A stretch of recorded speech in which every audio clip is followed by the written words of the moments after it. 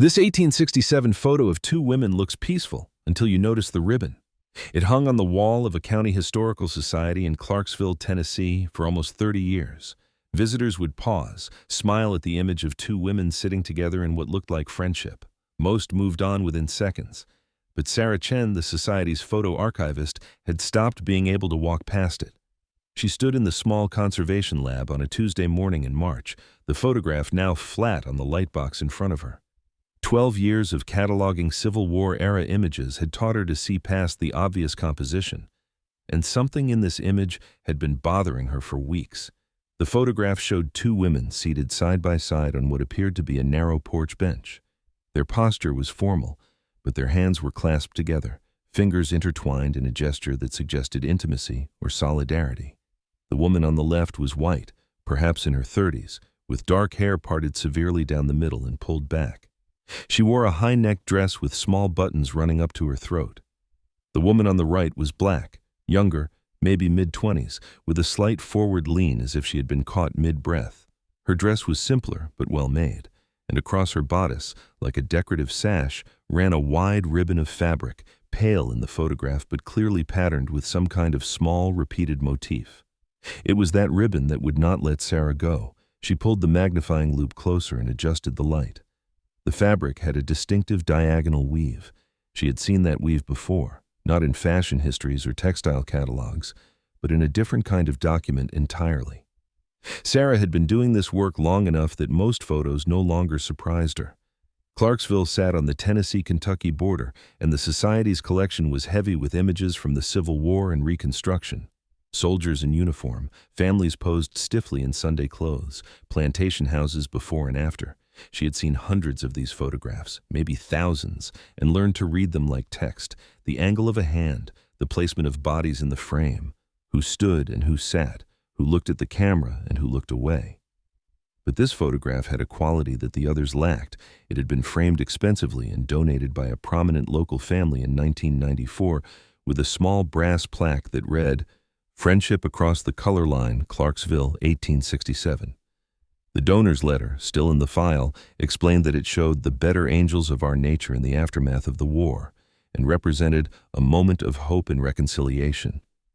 Sarah had accepted that narrative when she first cataloged the image, but lately she had started pulling Reconstruction-era Freedmen's Bureau documents from the state archive, and she kept seeing that weave pattern in uniform records, in requisition logs, in photographs of teachers standing outside schoolhouses that no longer existed.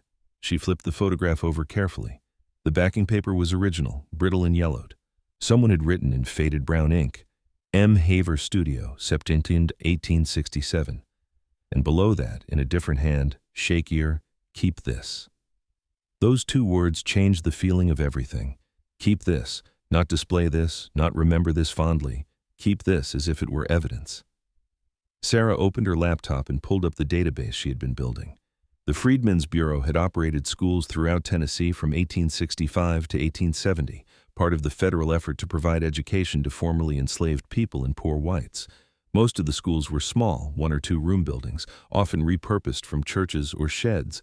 They were staffed by a mix of Northern missionary teachers and newly literate black teachers, many of whom had learned to read in secret before the war or in contraband camps during it. The schools had not been welcomed. Sarah knew that much from the archives, but what she had not fully understood until recently was just how systematic the opposition had been. She found the file she was looking for and opened the scanned pages. A Freedmen's Bureau report from October 1867, submitted by an assistant superintendent in Middle Tennessee. It listed 12 schools in the district. Next to 7 of them was a small notation, threats received. Next to 3, building damaged. And next to 1 school, in Montgomery County, where Clarksville was the county seat, the notation read, burned, teacher relocated. Sarah checked the date. September 14th, 1867, 2 weeks before the photo was taken. She looked back at the ribbon in the photograph and felt something cold settle in her chest. She zoomed in on the fabric pattern until it pixelated, then opened a second window with a photograph she had found in the National Archives 3 weeks earlier. It showed 6 women standing in front of a small building with a hand-painted sign that read, Freedmen's School No. 4, Clarksville. The women wore matching dresses with that same diagonal weave, pale fabric with small, dark shapes. The Bureau had provided uniforms to teachers as a way of marking them as federal employees, hoping the association would offer some protection. It had not. Sarah closed her eyes and opened them again. This was not just a pretty old photo. Something here was wrong. She had gotten into this work by accident. Her graduate degree was in library science, not history, and she had taken the job at the Historical Society because it was local and steady. But over the years, she had developed an eye for the small discrepancies that pointed to larger stories. A photograph labeled "Happy Servants," where the subject's eyes held no expression at all. A family portrait where one person stood several feet apart from the others, as if separated by an invisible wall. An image of children outside a factory, their hands positioned to hide injuries. Once you learned to see those things, you could not stop seeing them. And once you saw them, you had an obligation to understand what they meant.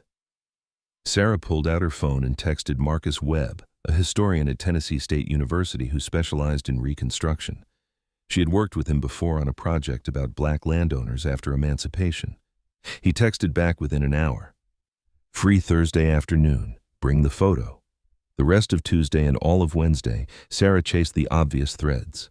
The photographer first.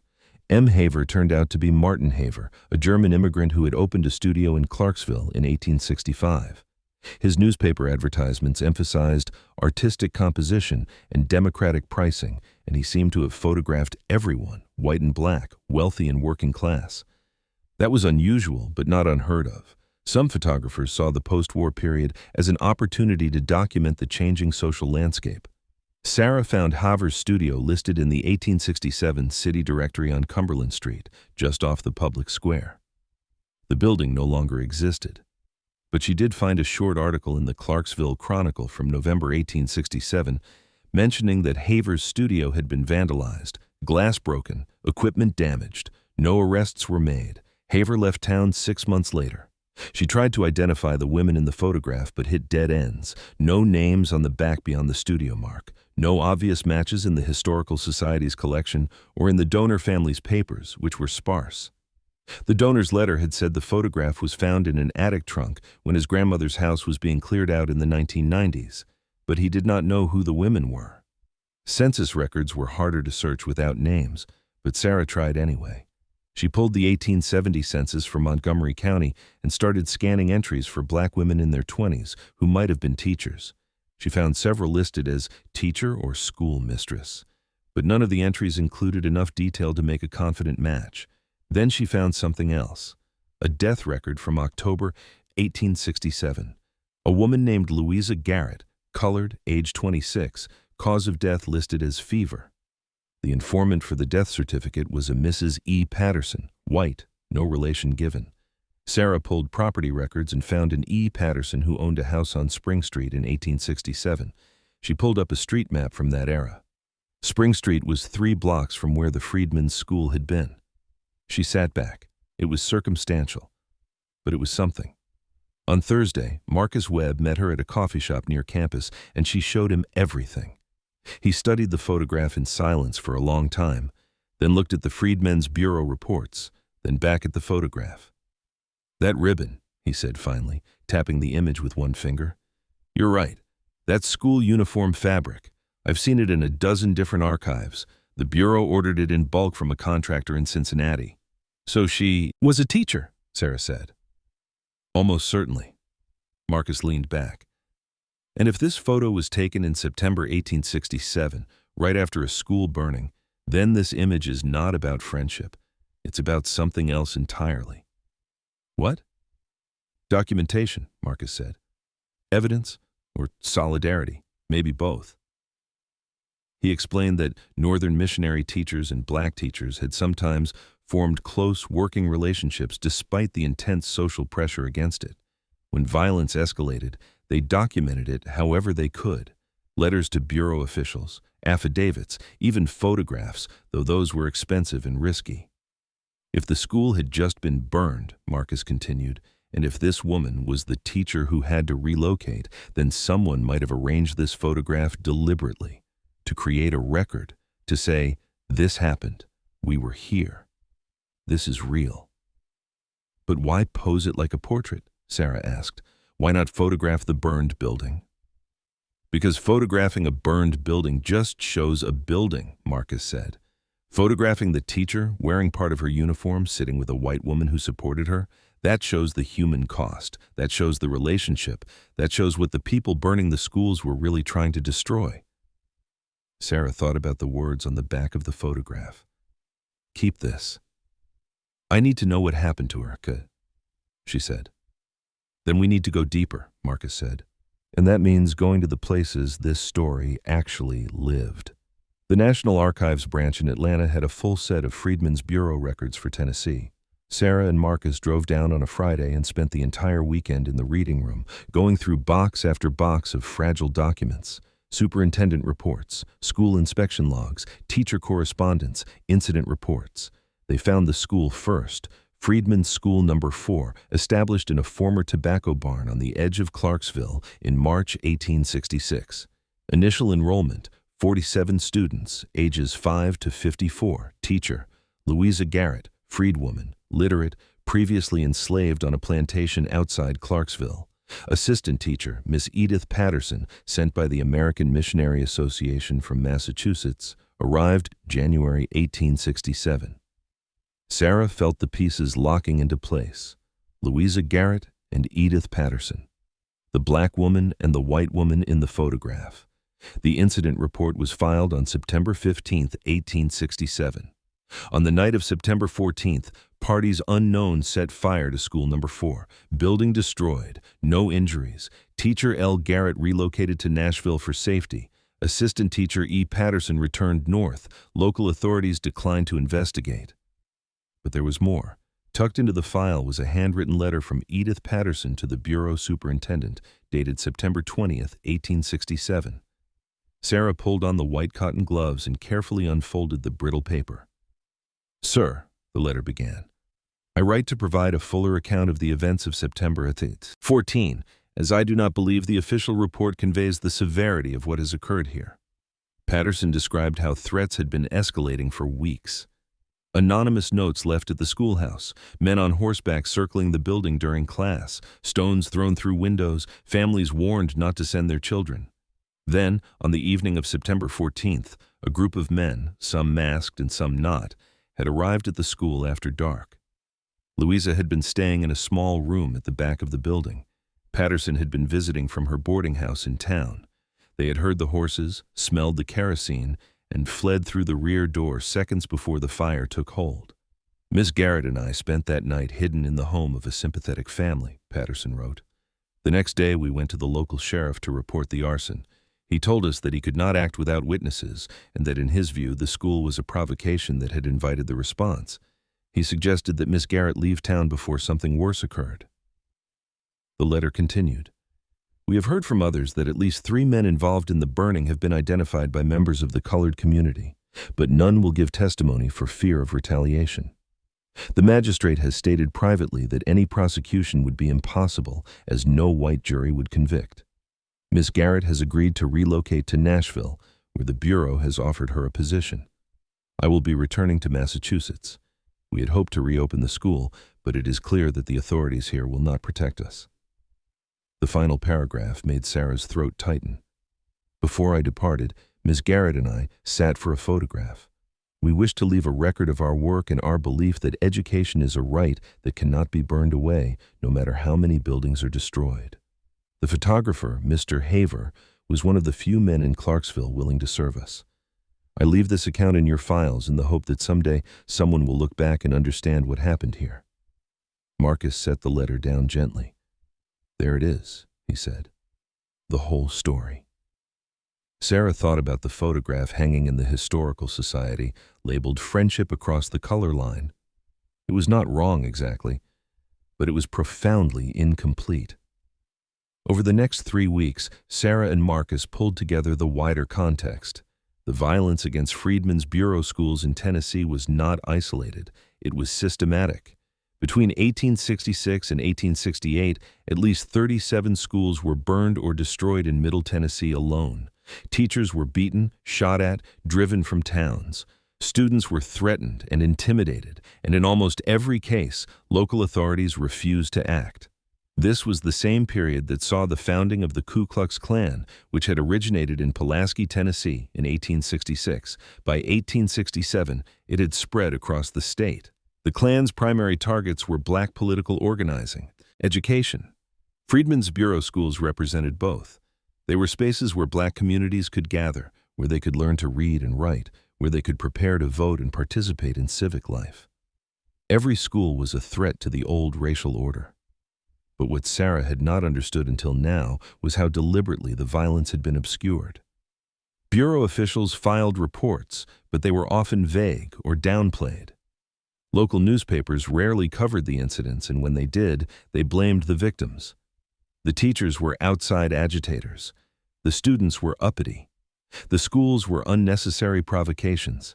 Even sympathetic Northern officials sometimes hesitated to fully document the violence, worried it would undermine political support for Reconstruction or make the Bureau look ineffective. So the stories were buried in filing cabinets and forgotten.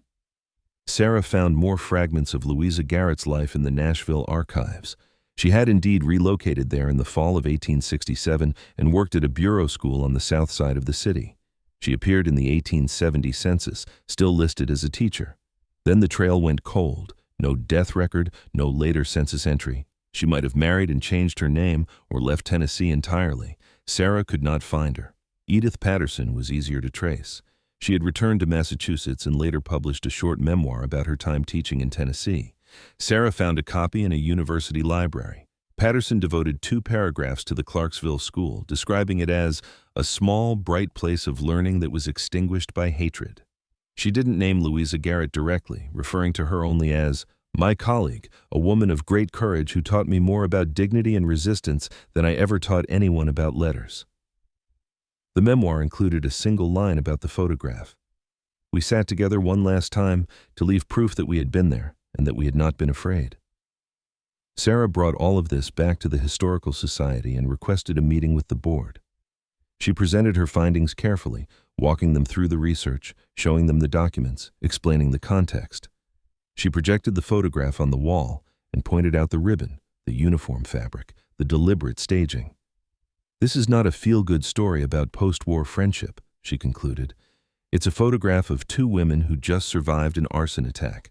It's a photograph taken as testimony, and we have been misreading it for 30 years. The room was silent for a moment. Then the board president, an elderly man named Robert Kane, whose family had lived in Clarksville for 5 generations, spoke up. I appreciate your research, Ms. Chen, he said carefully, but I'm not sure we should rush to reinterpret this image based on circumstantial connections. We don't have definitive proof that this is Louisa Garrett and Edith Patterson. We don't have proof that the ribbon is what you will claim it is. The evidence is strong, Sarah said. The dates align, the location aligns, the fabric matches, the photographer's timeline matches. The letter from Patterson explicitly mentions this photograph. It mentions a photograph, Kane countered. It doesn't identify this specific image. Marcus, who had been invited to attend, spoke up. With respect, Mr. Kane, the standard you're asking for is the same standard that kept these stories buried for a century. If we wait for absolute proof, we ignore preponderance of evidence, and we continue to tell a sanitized version of history. Another board member, a woman named Janet Miller who taught at the local high school, leaned forward. I think we need to be careful here. Our funding comes from donors, many of whom have deep roots in this community. If we start making claims about Klan violence and burned schools, we risk alienating people. We risk telling the truth, Sarah said, more sharply than she intended. She softened her tone. Look, I understand the concern, but our mission statement says we exist to preserve and share the history of this region, not the comfortable parts of history, all of it. The debate went on for another hour. Some board members were sympathetic, others worried about controversy, about donor relations, about whether the Historical Society should be taking sides on politically sensitive topics. Kane kept circling back to the question of proof. Finally, Marcus said something that shifted the room. Let me ask you this. For 30 years, you've displayed this photograph with a label that says it shows friendship and reconciliation. What proof did you have for that interpretation? Did anyone research it? Did anyone verify that reading? Silence. Right, Marcus continued. So the question isn't whether we have enough evidence to reinterpret the photograph. The question is whether we're willing to apply the same standard of evidence to the comfortable narrative that we're trying to apply to the uncomfortable one. The board voted. It was close, but they agreed to move forward. The photograph would be removed from its current frame and displayed in a new context as part of a special exhibition on Reconstruction and the struggle for Black education in Tennessee. Sarah spent the next 3 months working with Marcus and 2 graduate students to build the exhibition. They gathered documents, maps, photographs, letters. They created a timeline showing the violence against Freedmen's Bureau schools across Middle Tennessee. They included excerpts from Patterson's memoir and from Bureau reports. And at the center of the exhibition, they placed the photograph of the 2 women with a new label. Louisa Garrett and Edith Patterson, Clarksville, Tennessee, September 1867. This photograph was taken 2 weeks after the Freedmen's Bureau school, where both women taught, was burned by a mob. The fabric worn by Garrett is from a school uniform, kept as evidence. This image is not a portrait of friendship, though friendship may have existed. It is a portrait of resistance, of documentation, of 2 women refusing to let their story be erased. The exhibition opened in April. The turnout was larger than anyone expected. Descendants of Black families who had attended Freedmen's Bureau schools came from across the state. A woman named Keisha Garrett, who had been researching her own family history, made the connection and reached out. Louisa Garrett was her great-great-grandmother. Keisha had known that her ancestor had been a teacher, but she had never known the full story. She had never known about the burning, about the photograph, about the way Louisa had been forced to flee. She stood in front of the photograph for a long time. Sarah stood beside her, quiet. "She's so young," Keisha said finally. "I always imagined her as older. I don't know why, but she's younger than I am now." "She was 26 when the school burned," Sarah said. Patterson was 31. Keisha touched the glass gently over the image of the ribbon. "That's what I want people to see," she said. "Not just that she survived, that she fought back. Even sitting for this photograph was an act of defiance." The local newspaper covered the exhibition. So did a statewide history magazine. A filmmaker reached out about doing a short documentary. The board received some angry emails from donors, but they also received donations from new supporters who appreciated the honesty. And slowly, other stories started to surface. People came forward with their own family photographs, their own documents, their own buried histories. A man brought in a photograph of his great-grandfather standing outside a Black church that had been burned in 1868. A woman brought in letters from a teacher at a rural school who described threats and intimidation. A college student brought in her grandmother, who had oral histories passed down about the Freedmen's Bureau schools and the violence against them. The photograph had opened a door, and people were walking through it. Sarah stood in the exhibition space on a quiet afternoon in June, watching visitors move through the displays. She thought about all the photographs still hanging in museums and historical societies and family homes, their real stories still hidden, still waiting to be read. Old portraits are not neutral. They are staged, composed, edited. They show us what someone wanted us to see. And very often, what they wanted us to see was power, wealth, respectability, order. But if you know how to look, if you know what questions to ask, those same images can reveal the violence and resistance that the composition tried to hide. A hand positioned awkwardly, revealing a restraint. A background detail showing someone who was supposed to be invisible. An expression that contradicts the pose. A piece of fabric that should have been discarded but was kept instead. Kept as evidence. Kept as testimony. Kept as proof. Sarah thought about Louisa Garrett and Edith Patterson sitting on that porch bench in September 1867, clasping hands, looking at the camera. They knew the photograph would outlast them. They knew someone would see it someday. They were counting on it. How many other photographs are we still misreading? How many other women sat for portraits, wearing ribbons that were really uniforms, holding flowers that were really signals, standing in doorways that were really thresholds to stories we have not yet learned to see? The answer is everywhere, in every archive, every family album, every textbook. The photographs are there. The evidence is there. We just have to be willing to look closely enough and to sit with what we find, even when it is uncomfortable. especially when it is uncomfortable. Because the women in those photographs were not afraid to be seen, and we should not be afraid to see them.